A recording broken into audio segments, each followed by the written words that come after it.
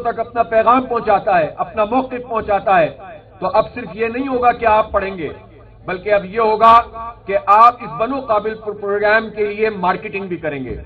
آپ اس کے لیے لوگوں کو تیار بھی کریں گے، آپ فنڈ ریزنگ بھی کریں گے۔ ہم نے اس بنیاد پر آپ کو نہیں بلایا کہ یہاں صرف ہم نے ان لوگوں کو بلایا ہے جو غریب ہیں، جو بہت ارب پتی ہے وہ بھی آئے بیٹھے ٹیسٹ پاس کرے اور وہ بھی اسی بچے کے ساتھ بیٹھے گا جو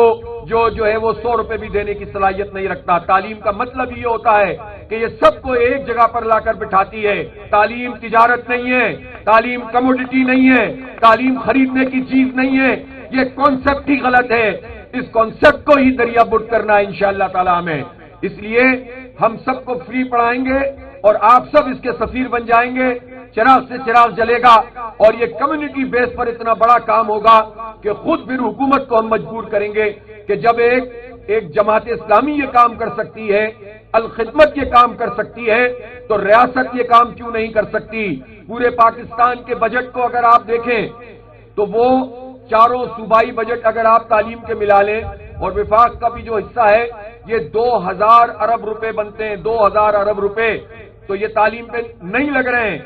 یہ انفراسٹرکچر کے نام پر کرپشن کی نظر ہو رہے ہیں، جعلی بھرتیاں ہوتی ہیں اور اس کے نتیجے میں تعلیم تباہ ہو رہی ہے۔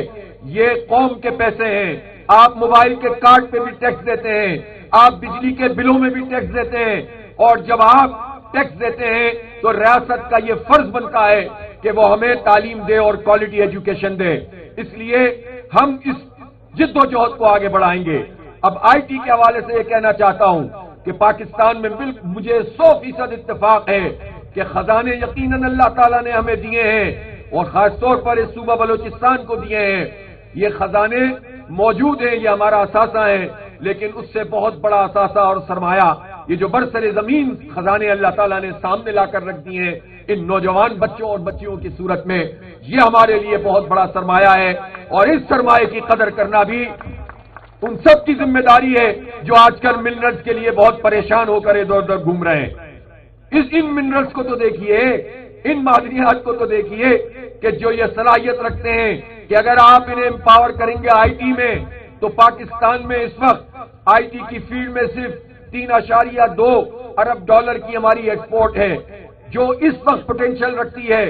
اس وقت جتنا ہمارے پاس اسٹف موجود ہے وہ 15 سے 20 ارب ڈالر کا ہے، اور اگر یہ حکومت اس طرح سے سرپرستی شروع کر دے آئی ٹی کی، ان نوجوانوں کو کورسز کروائیں، ڈگری پروگرام میں لے کر آئیں، اے آئی میں ان کو فیسیلیٹیٹ کریں، ڈیٹا سینٹر بنانے شروع کریں، تو کوئی دور کی بات